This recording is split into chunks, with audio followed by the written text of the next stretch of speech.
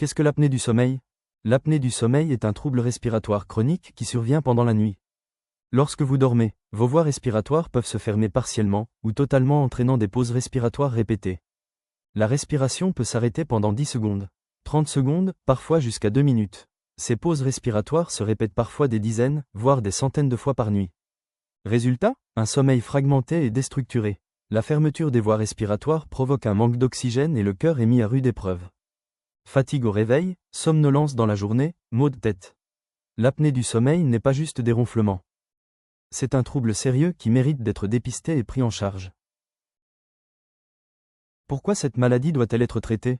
Chaque arrêt respiratoire pendant la nuit provoque une baisse d'oxygène dans le sang et oblige le cerveau à déclencher des micro-réveils pour reprendre la respiration.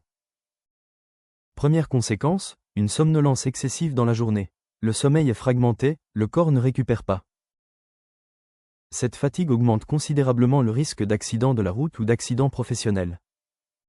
À long terme, l'apnée du sommeil augmente le risque d'infarctus et d'accident vasculaire cérébral.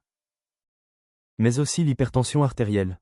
Le manque chronique d'oxygène perturbe également le métabolisme et peut favoriser le développement du diabète.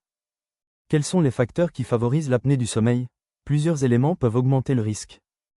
Pendant le sommeil, les muscles de la gorge se relâchent naturellement.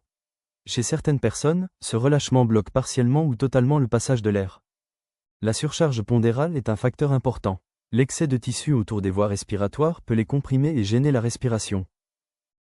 Certaines particularités anatomiques, comme une mâchoire en retrait, une langue volumineuse ou un cou large, peuvent également favoriser l'obstruction des voies respiratoires.